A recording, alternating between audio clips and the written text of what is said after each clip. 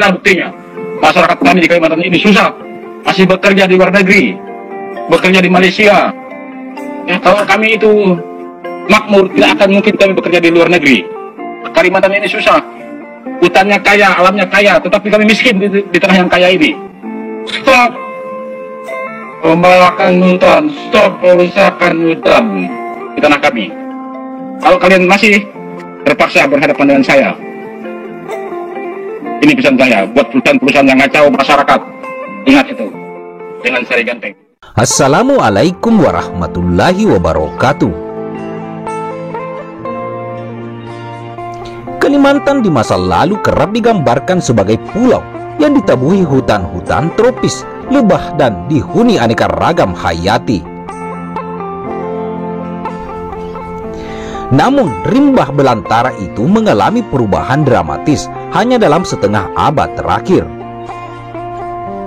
Dimulai oleh penebangan hutan atau memenuhi kebutuhan pasar ekspor, pengeringan lahan-lahan gambut, hingga alih fungsi lahan untuk perkebunan sawit dan penambangan. Bentang alam di pulau ini mengalami kerusakan yang nyaris tanpa bisa dipulihkan kembali. Pertanyaannya adalah, siapakah yang bertanggung jawab atas kerusakan hutan di Pulau Kalimantan?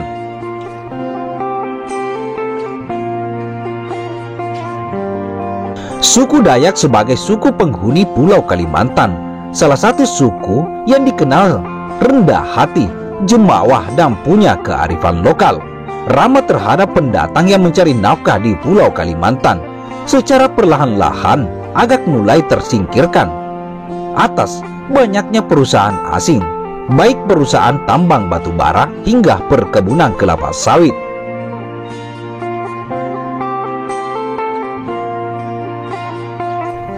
Lalu bagaimana rencana pemindahan ibu kota?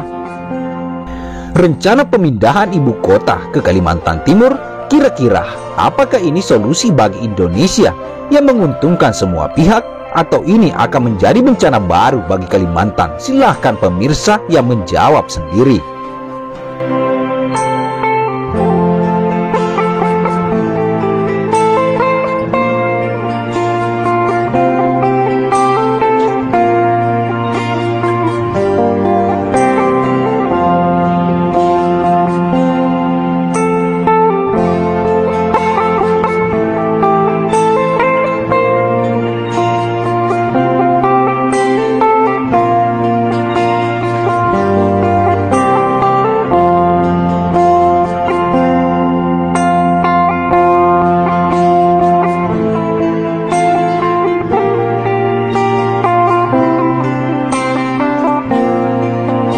Sebelum kita kupas lebih jauh lagi kondisi Pulau Kalimantan dan pasukan merah suku Dayak, kami dari Faktual News 77 memohon dukungan channel pemirsa yang budiman dengan cara like dan subscribe-nya.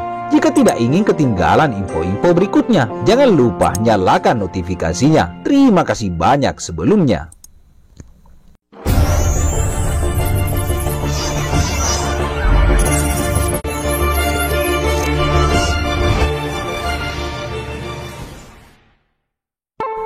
Salah satu organisasi suku Dayak yang dia perkenalkan dengan pasukan merah dari Kalimantan.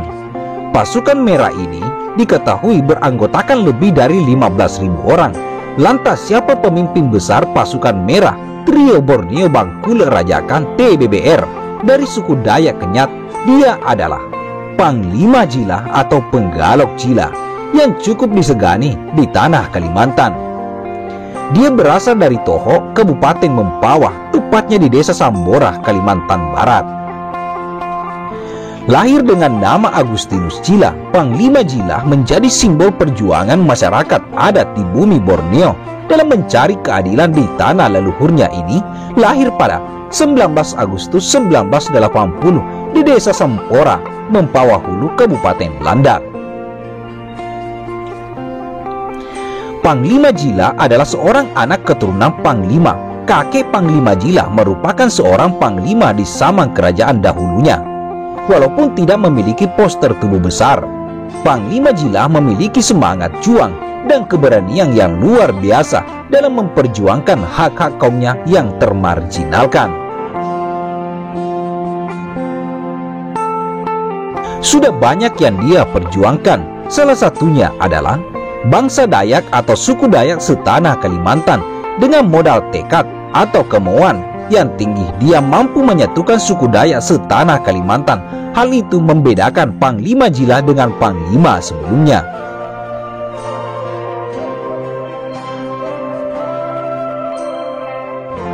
Melihat kondisi Pulau Kalimantan dan hutan Kalimantan, Panglima Jila sempat menangis sembari berdoa semoga orang Dayak tidak menjadi penonton di rumahnya sendiri, dan menginginkan orang suku Dayak bisa menjadi tuan rumah di rumah sendiri.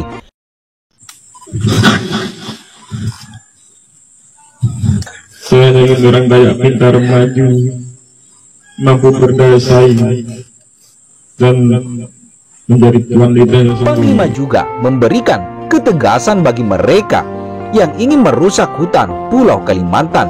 Berhentilah jika kalian tidak berhenti merusak hutan Kalimantan, maka kalian akan berurusan dengan saya, tegas Panglima Jila.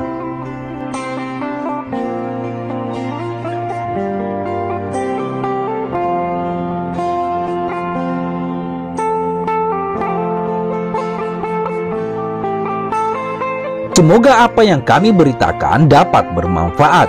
Pulau Kalimantan banyak batu bara, banyak pohon tua, banyak hewan langka. Tapi jika semua itu tidak dijaga dengan baik, maka ini semua akan menjadi bahan cerita saja. Kasihan anak cucu kita, jangan sampai mereka menjadi imbas dari keserakahan kita.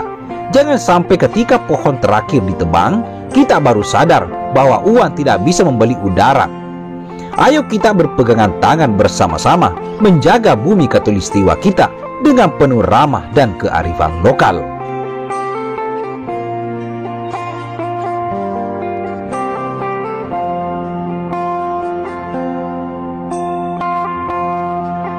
Kami dari Faktual News 77 pamit undur diri.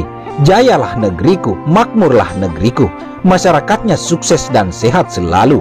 Semoga Tuhan Yang Maha Esa selalu menjadi perisai bagi kita semuanya.